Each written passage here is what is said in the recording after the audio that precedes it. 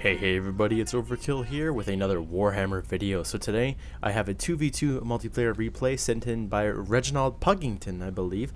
So thank you for sending in the replay. So yeah, today we have a 2v2, two Bretonnian players going up against a Vampire Counts player and a Dwarf player. I will be honest, when I first looked at the armies, I certainly thought this battle was not going to be worth showing.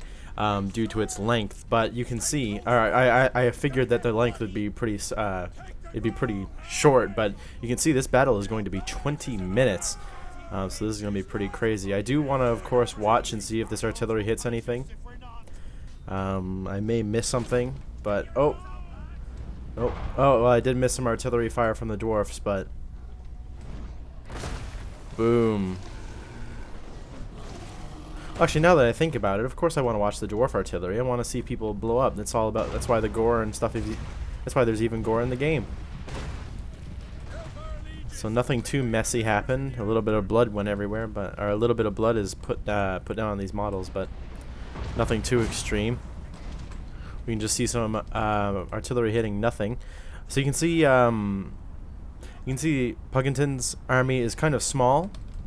In compare, actually no, he has the rest of his units over here, so it's it's not too small. But you can see his allies' men are marching right up to the vampire counts here. These peasant bowmen getting dangerously close to the enemy lines. Of course, that's how close they'll have to get if they want to fire. Let's see them fire their longbows. Not oh, they killed a couple of skeletons. Nothing too major, though. We can see JG Master was going to send out his Manfred here. And he looks like a bit of a bloody porcupine now.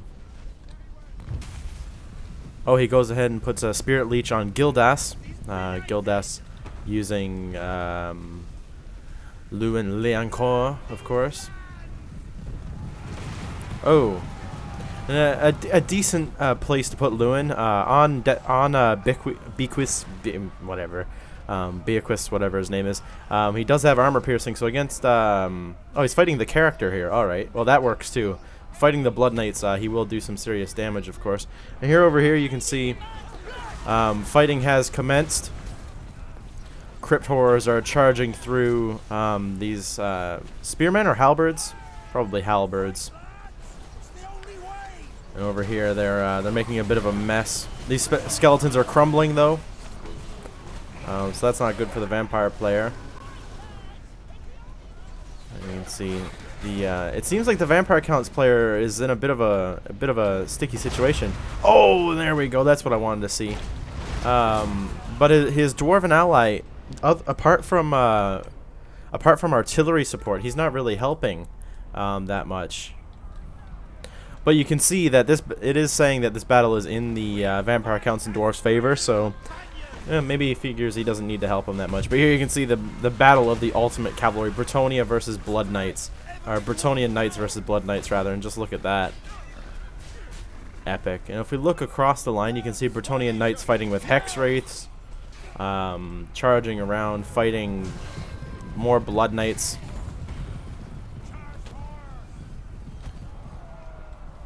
Also, I never realized that the corpses of Hex Wraiths actually stay on the ground. That's kind of weird considering they're ethereal, so they should probably disappear, but oh well. And we can see more artillery just pouring into these Bretonnian men-at-arms. Oh, here we go. This is gonna, oh my god! Brutal. That is amazing. Cannonballs just flying everywhere. I'm sorry that I'm focusing so much on this. Oh! It's so entertaining to watch. But yeah, you can see the vampire count player is dead basically. Oh, but look at his look at Puggington's ally. A couple more hits and he's dead. But he does have regeneration, so if he can stay out of combat, that's good. But yeah, look at that. Those Pegasus Knights completely wiped out almost. There's only a couple of them left. Manfred and the Blood Knights are definitely making short work of those guys. But yeah, the dwarf player leaving the vampire count player to just die. A bit unfortunate. So now everybody's focusing on the wizard here.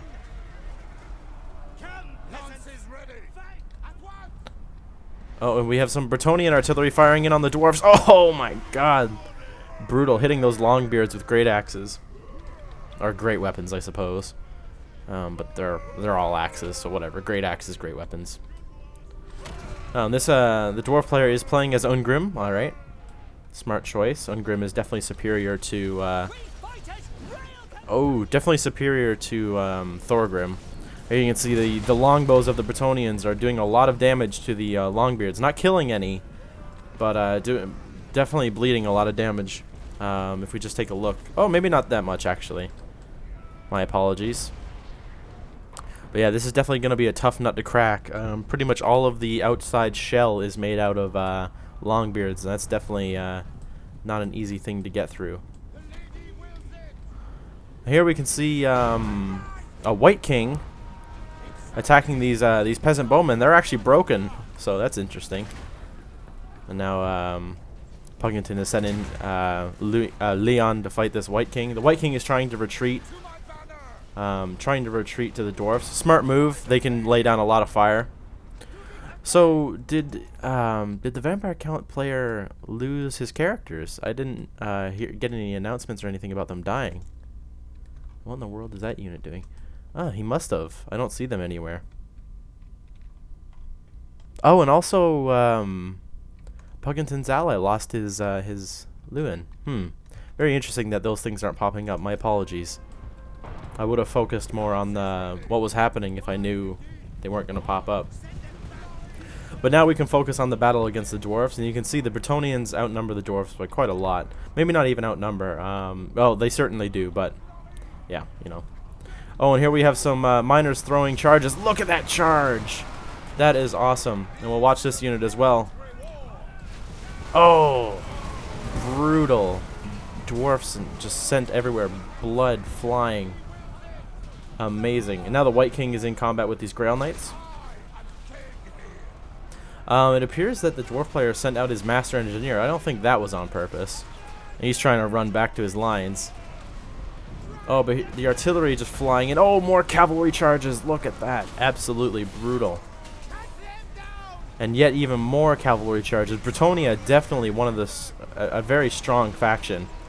Again, especially against dwarfs, who make up like pretty much all of their infantry out of just melee infantry. No spears or pikes or anything. So you can see just the absolutely huge amount of damage that these cavalry units are doing to these dwarfs. Blood flying everywhere. Absolutely brutal. But in combat, of course, these sturdy dwarfs are definitely going to cut down these knights. So Pugington should definitely think about pulling them out. But of course, in situations like this, it's actually probably good to leave them in there because you can see this unit shaken. So they're probably planning, like situations like this, yeah, they're planning on breaking the units by keeping the units, keeping their cavalry in combat. But situations like this, lots of damage put on these Knights of the Realm due to just staying in combat with those Longbeards. But who am I to judge? I am not a multiplayer player. Multiplayer player? I am not someone who partakes in multiplayer battles very often, so who am I to judge? Oh, we have some fire over here from blasting charges, I assume. And yeah, you can see the Bretonnian players definitely sweeping up these dwarfs pretty well, sending them flying. Where is Ungrim? He's over here. And he's fighting some cavalry.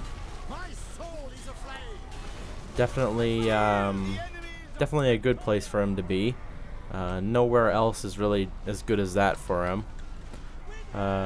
We had some Iron Drakes here. I didn't even know that they were being used. Very underpowered unit. Very basically worthless, honestly, in my experience, to bring Iron Drakes. Usually, if you can even get them to fire, it's usually only once and then they're dead. Or they're just sitting behind your lines not doing anything. So honestly, you should save that, like, what, 1,300 or more gold. You should definitely save that for some actual hardy infantry. Or even Quarrelers. The Quarrelers are amazing. But yeah, you can see more charges against the last remaining dwarfs. You can hardly even see the dwarfs. They're covered in so much blood. Absolutely crazy. We have some Thunderers over here shooting. Or they're looking for targets. They're getting a couple of shots off here and there. But yeah, you can see the Bretonnians are actually losing a lot of units. These units that they've charged in after doing a lot of damage on the charge, they're now sort of mediocre in prolonged combat. So the dwarfs are very, very powerfully cutting them down. Here you can see I must bite my tongue on what I said earlier. The Iron Drake's actually getting a shot and making all of these units rout. Nearly. These ones didn't quite rout, but causing a couple of units to rout. So that's oh right. And you can see the dwarfs are now chasing these units. Definitely not what they I guess they should be doing, but something, you know, actually getting in the fight with some cavalry would be better. Here we can see Lewin's getting ready for another charge. He's going to be crashing into these dwarfs, I believe. Oh, no, he's just going over. Maybe he's going to hit these guys. Actually, no, he's going to be going after the dwarfs that are chasing. That's correct. Yeah, he's definitely going after them. But yeah, you can see it's not looking very good for the dwarf player now. Oh, and an Iron Drake volley onto these mounted yeomen. And look at that, it didn't do anything. That's very... it's quite lame, actually. They didn't really do anything. Now they've been charged by Knights of the Realm. They're done. Here you can see Lewin. Maybe he's just trying to get these guys inspired so they'd come back. I'm not quite sure because Puggington's Lewin is not... Oh, there we go. Now he's in combat. Oh, and he just explodes that dwarf. Exploding dwarfs everywhere, if I correct myself. There we go. They're all broken. Battle is not looking good for the dwarfs, that is for sure. This Iron Drake unit somehow still going with 5 guys. Again, no damage. These things are really bad. They really need to be buffed or something. Because look at this. I bet this Yeoman charge will take them out. There we go. Yep. They were all killed. Oh, no. Actually, no, they weren't. Oh, it looked like some of them got gibbed, but... I guess I was incorrect about that. Either way, it was enough to break them. So now we have only a couple of dwarf units still in commission. The yeomen now charging into these thunderers. Wow, they toppled that entire unit. Very impressive. To topple a dwarf unit like that with such a light cavalry is definitely a pretty good feat. I think the rest of this battle is going to come down to Ungrim just taking forever to die. I think that's what the last few minutes of this battle are going to be, because all of the units are broken, except for him and the Master Engineer. Speaking of the Master Engineer, he's doing pretty well for himself. Oh, he's in a stun lock though. He can't attack. Oh, never mind. There he goes. He killed a couple knights there. But he's getting really stun locked by all these cavalry. Oh, but look at that. Yeah, he's just destroying those Grail Knights.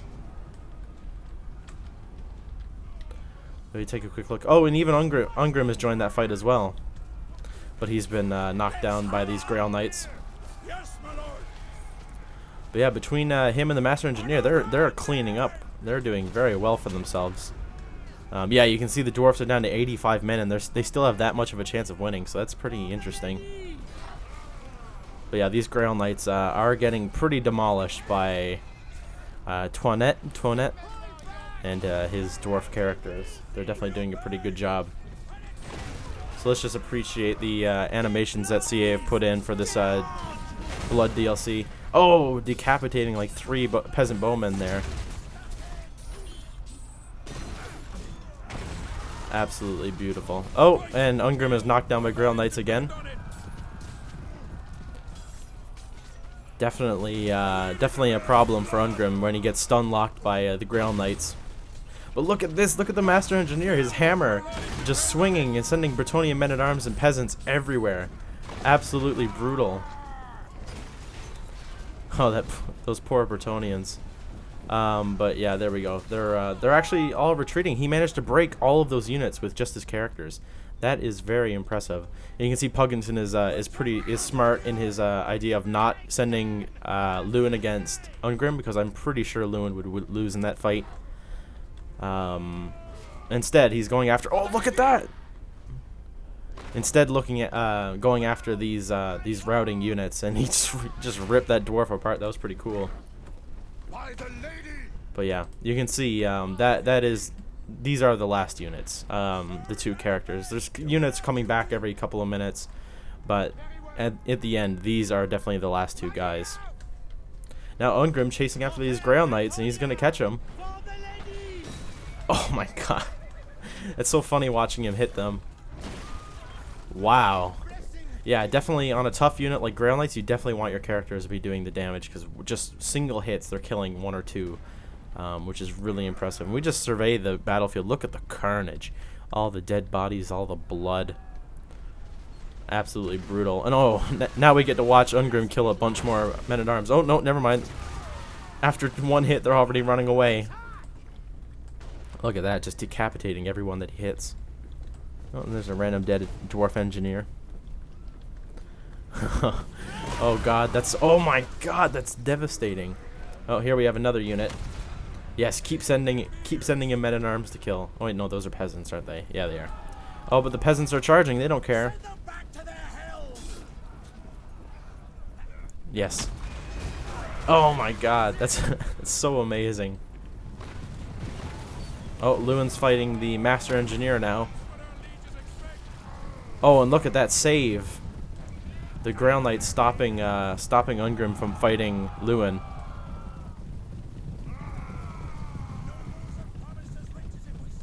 Yeah, it seems like cavalry are very useful against characters, because you can just keep stun locking the heroes by charging them with cavalry. It's quite interesting. So if we take a quick look at what's actually left on the battlefield, what does Pugington have? He has Knights of the Realm, Mounted Yeoman Archers, Lewin, a wavering unit of Grail Knights, Peasant Bowmen, his Trebuchets, and Peasant Bowmen. That's literally all he has, I believe. Yep, that's all he has left to fight two characters. I mean, a pretty good chance to beat these two guys. And there he goes, charging into that Master Engineer. He almost kills the Master Engineer. He's on very low health. Victory is in his grasp. And now with one charge from these guys, can they kill the Master Engineer? Probably. Oh, he's trying to get out of there. Ungrim takes the charge. So the Master Engineer might need to be killed by Lewin here. And Lewin is on his way.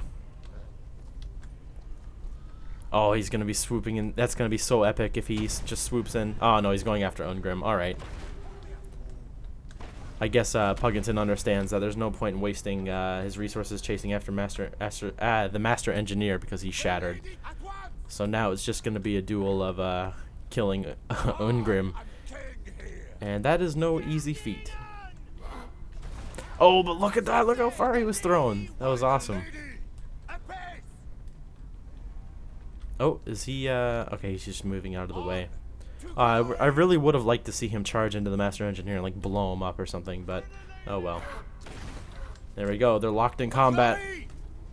Oh, no, Pugington's gonna run away again. He's just trying to get charge damage. Yeah, that makes sense. That is a smart move, of course.